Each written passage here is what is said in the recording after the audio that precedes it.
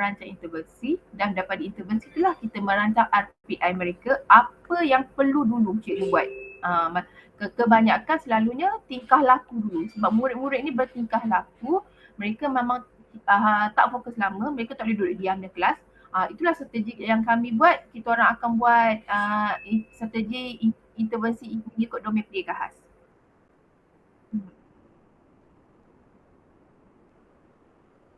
Ya. Intervensi ni kita ikut kepunyaan murid. Macam ada setengah murid tu dia ni boleh duduk dia diam. Dia tak ada masalah aktiviti laku tapi dia tidak boleh menulis. Pegang pensel pun tak boleh. So kita akan banyakkan aktiviti motor halus dengan motor kasar. Bagi kuatkan otot. Okay, ada setengah murid tu dia memang kena tingkah laku, kena ada seorang tu pakai pampers, urus diri. Nusrat tu macam kita nak bagi duduk dengan arahan je. Kadang-kadang sampai tiga benda kita nak fokus budak yang kalau jadi iPad aktif sangatlah. So kita orang menggunakan pelbagai strategi mengikut keupayaan dan keperluan murid.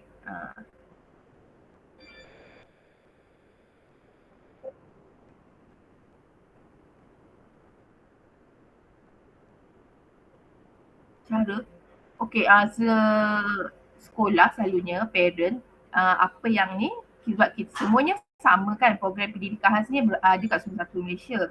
Cuma apa yang kami nampak trend dia sebab kebanyakan rumah-rumah terdekat lah macam kawasan perumahan bila baru bina, so dia akan cari sekolah terdekat. Kami macam program kami ni, kami mewujudkanlah nama web rasmi sekolah tu memang adalah Facebook semua kan. So dari situlah parent boleh tahu bila mereka berada kawasan perumahan terdekat ni, daripada Facebook tu lah kata program kami ada program integrasi untuk dia. Tapi selalunya kami akan dapat murid daripada prasekolah kami dan bila awal tahun tu murid-murid mana yang kalau kamu untuk low function penuh, kami memang tak boleh terima dia lah sebab kita orang tengok kapasiti kelas kan. Tapi so far parent mana diorang akan check dululah, check dekat PPD, check dekat Facebook, mana sekolah yang terdekat dengan rumah. Itu yang selalunya berlaku lah.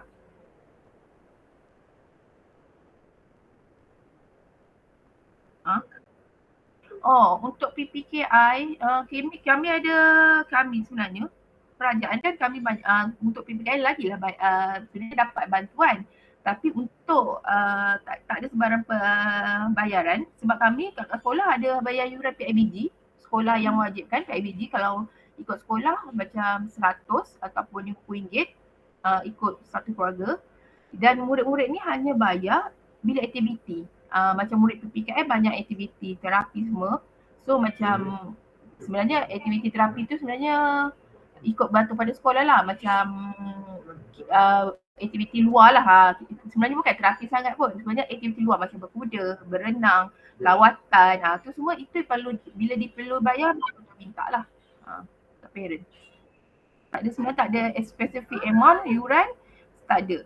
Sebab kita orang ni kan government, kami bukan kerajaan swasta.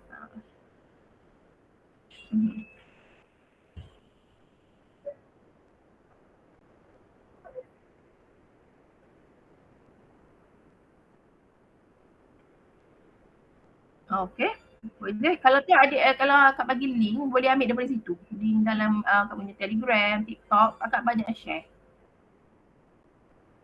Aktiviti so far yang banyak yang macam beri impak lah kita orang buat aktiviti inklusif. Selalunya inklusif murid arus perdana kita orang jemput murid arus perdana buat aktiviti dengan budak PPKI. Macam inklusif ni selalunya kita orang buat macam minggu PPKI kita inklusifan. Kita orang invite murid darjah 1, darjah 2 supaya berada dengan kami, berada dengan murid-murid. Kita orang buat satu program khas inklusif untuk minggu PPKI tu. Mereka tengok macam mana kita join sukan neka ke apa. Selalunya bila sukan kita akan join mereka tapi hari tu memang kita invite khas mereka ikut kita orang punya aktiviti sains, ada antaranya yang kita orang share, nantilah ada share macam hari tu, macam tu lepas ada aktiviti minggu pertama, memang kami wujudkan setiap aktiviti minggu pertama hari tu, kita akan invite murid arus perdana bersama-sama kami. untuk join macam mana murid ni macam mana diorang berinteraksi, macam mana diorang boleh menolong murid ni. So itulah satu strategi inklusif. Selain diorang mereka belajar di kelas, selalunya inklusif ni kita tengok dia belajar tu waktu PJ kan, tapi yang ni kita buat aktiviti, bersukan, aktiviti sains, itu strategi yang kita orang nak menggalakkan warga sekolah tahu bahawanya kita punya program ni aktif. Macam kami aktifkan murid-murid kami kan secara itulah.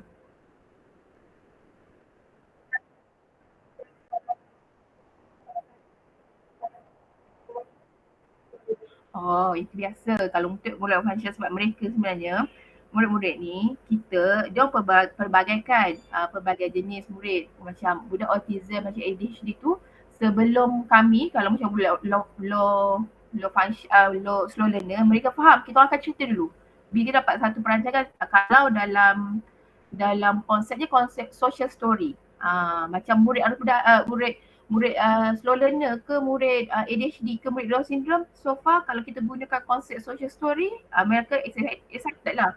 Mereka pun akan prepare macam mereka macam bila diorang tak nak tu at least kita dah cerita dah bila kejadian tak nak kejadian kita tak nak so macam kita orang banyak kan yang tak nak ni buat low function kita orang cakap kita akan tunjuk macam murid ni sebenarnya diorang mempunyai masalah komunikasi kita tunjuk gambar. Macam sebelum tu sebelum berlaku kejadian kita cakap okey esok kena bawa barang sekian esok kita akan buat aktiviti ni so semua ready murid yang faham tak faham kita bercerita so bila kejadian ni okey kita akan cerita, cikgu akan bagi penerangan dulu lepas tu bila murid yang tak nak ni kita gunakan strategi banyak prompt lah banyak membantu bila yang dia tak nak sebenarnya dia tak boleh bila tak boleh buat aktiviti tu kita ambil tangan dia kita pegang macam itulah cara dia kita banyak menolong banyak attach dengan dia orang sebab bila kalau harapkan mereka yang ni sebab mereka ni banyak orang panggil kekangan nak faham arahan semua kan so bila tu lah mereka bersifat yang tak nak join bila kita suruh buat dia lari so sebenarnya dia orang tak faham apa yang kita nak buat so kita akan buat one by one tunjuk cara lah tunjuk cara one by one cerita dulu itulah.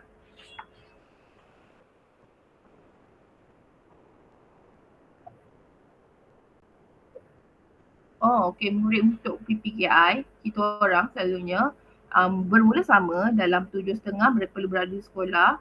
Ada sekolah sampai pukul 12 atau 12.30 bergantung pada sekolah tapi so far sekolah saya murid-murid kami akan balik pukul 12.30 tapi pukul 12 suku tu kami dah readykan mereka sebab murid-murid ni kan 12 suku tu kita orang dah preparekan mereka okey kita dah tamatkan waktu ni lah PDP cakap okey ready kemas kelas pakai kasut, pakai stokin, ambil bag so kita dah untuk readykan lah so macam kita orang pukul 12, 12.30 tu memang dah itu sesi PDP ada sekolah saya dengar macam kawan share dia orang buat sampai pukul 12 tu.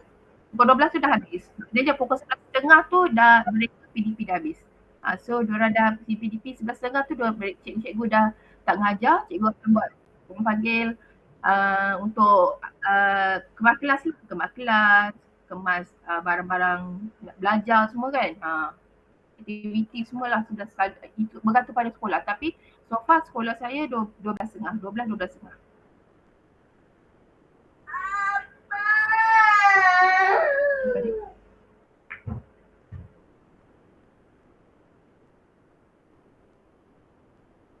Ni tak ada. Ini untuk semua murid ni program pendidikan khas integrasi Dia bukan untuk function ke. Dia bukan untuk function ke apa kan. Dia untuk program pendidikan khas secara keseluruhan kan. Tak ada so far tak ada kot. Cuma kalau nak tengok-tengok, nak banyak tu bolehlah tengok nanti akak share yang apa yang akak dah pernah buat kat sekolah. Tapi kebanyakan lah nak sharing kebanyakan cikgu-cikgu untuk budak high function, budak low slow learner lain no problem kita boleh ikut syllabus tapi kita banyak masalah dengan murid low function yang sebab sepatutnya mereka buat intervensi disebabkan mereka tidak melepasi intervensi awal dulu tak buat lah kadang-kadang ada yang setengah tak pergi pun terapi-terapi kan so itulah kita punya cabaran lah cikgu sekarang itulah cabaran cikgu kat sekolah murid-murid low function lah.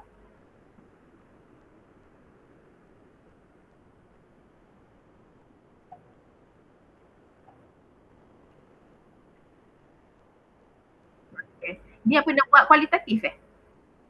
Ni untuk assignment kualitatif ke apa?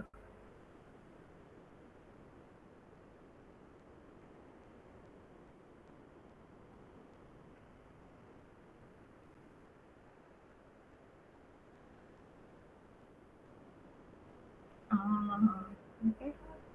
Okay.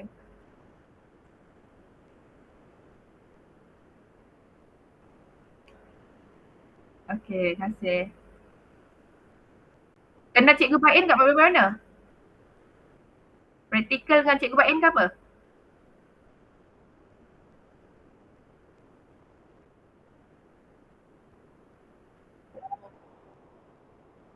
Oh, hari tu yang dapat nombor phone daripada Cikgu Bain tu?